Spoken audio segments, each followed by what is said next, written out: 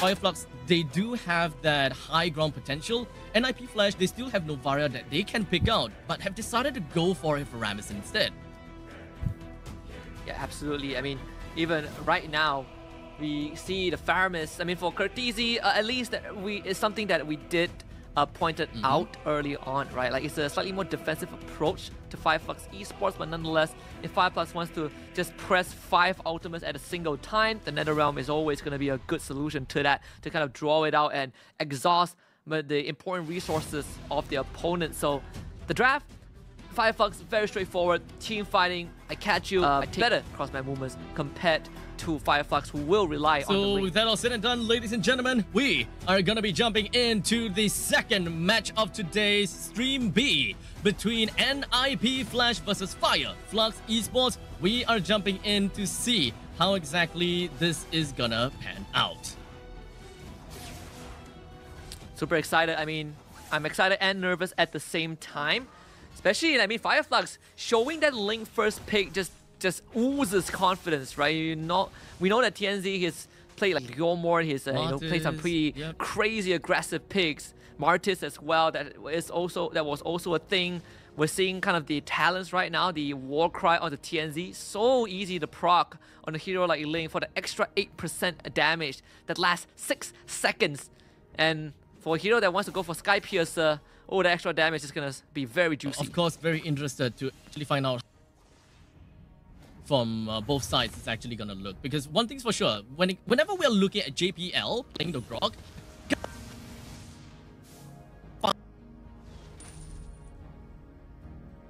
get information. This guy will always be in the enemy's faces. But this time, things are starting to look a little bit different, because it doesn't seem like he wants to go that aggressively, because the early game of NIP Flash just can't really seem to supplement the amount of aggression that he would want in the early stages.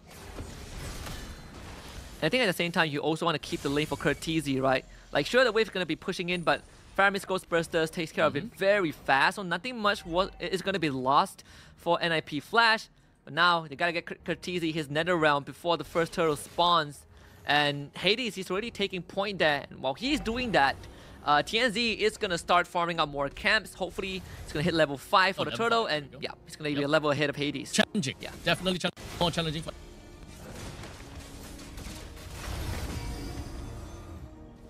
Not at level 4 just yet, but they understood. Yep. Yeah. TNZ doesn't really mind too much. It's like, oh, I can give away the turtle, but as long as I'm power farming and I'm getting my resources, is good. In fact, I even attempting to go for the invade on the jungle of NIP Flash, trying to take the purple buff away, but unsuccessful. I guess quick little understanding as to where the Ling is.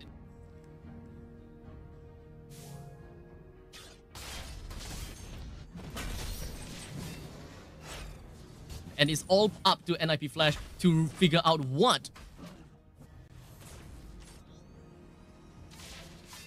Yeah, even the bottom lane, right? Some Trace Diablo basically winning out the lane in a very minor manner. In terms of XP, it's definitely ahead of Alien. And it's going to be a headache for Alien. It's the same matchup as Terisla into a Paquito, right? You just cannot match up the mobility of either the Paquito and the Benedetta, so it means Diablo will always have the liberty of moving first if he manages to control the minion So wave. with that all said, we do have a little bit more of an aggression from NIP Flash in the river. Hades is always wanting to put himself first and trying to get himself more aggression in the top lane as much as they could. But Sunshine immediately popping the Purify, so now we know that not on Sunshine's Purify, as now Hades is still around. Another taunt. What?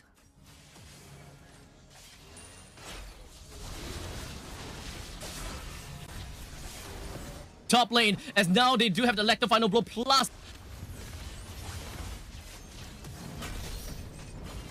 invades on the opponent's side, finds TNZ, focuses down to make sure the Testament of Blade has been used as well. Alien joins into the fray. Diablo gets himself out of the final hit coming in from the Alien's last shots, but Diablo, oh, he's not gonna be going down just yet, because Curtizi, he is gonna be coming in with the nice little ult to make sure that Diablo stays alive.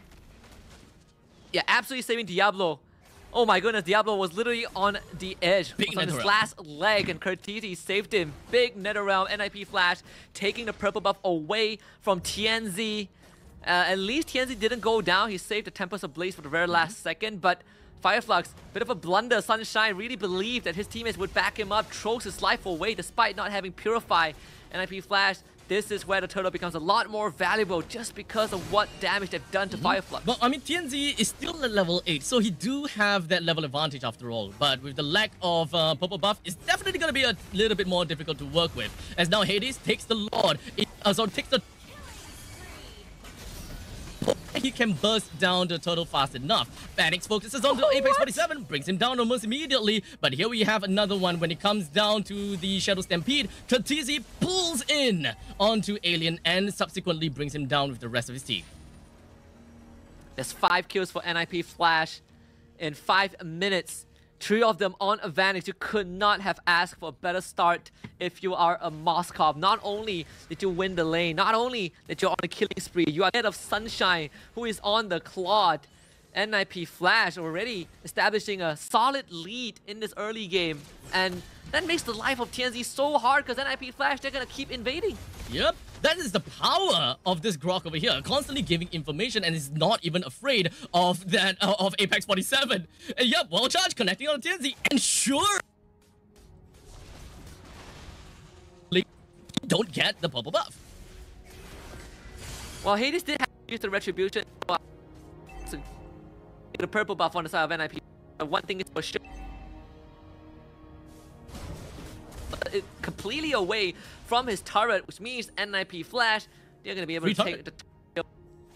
Yep, and unfortunately FIREFLUX is unable to find any alternative trade across the map.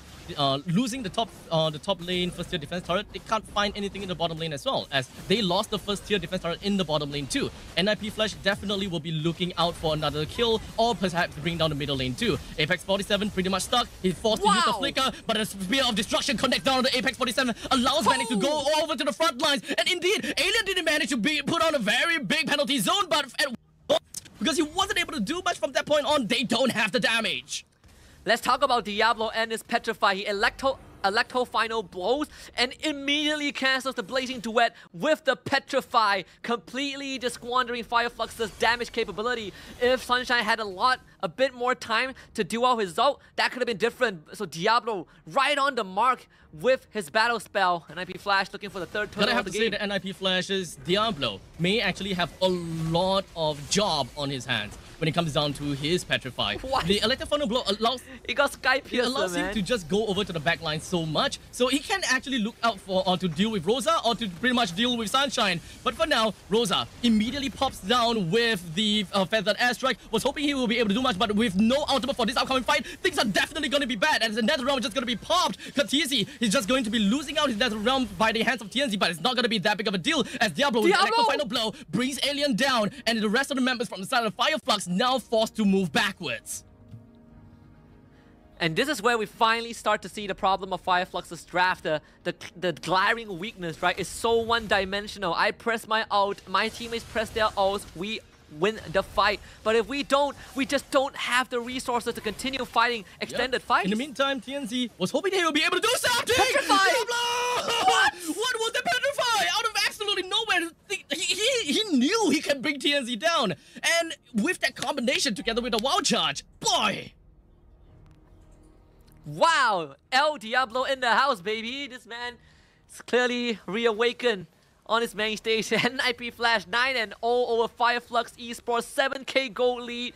We gotta look at this replay because this was after 2 major ultimates were used by FIREFLUX, and NIP Flash knows they've got FIREFLUX by the throats. FIREFLUX just does not have the resources to fight Diablo with a fat flank. They shut down FIREFLUX Esports and they get more afterwards. Curtisi, 7 assists and a glowing 1 under his belt. NIP Flash in full control. We're looking at close about 6,000 gold lead in favor for NIP Flash. And all of the money bags all around the Land of Dawn is slowly flowing over to the side of NIP Flash because they're just bringing down all of the available turrets that they can. They're trying to choke out onto TNZ with all of these buffs and making sure that he's unable to do anything at this point in time. Oh my goodness, if only Diablo had Petrify, he would have 100% locked TNZ down. But still, Diablo completely out of control right now.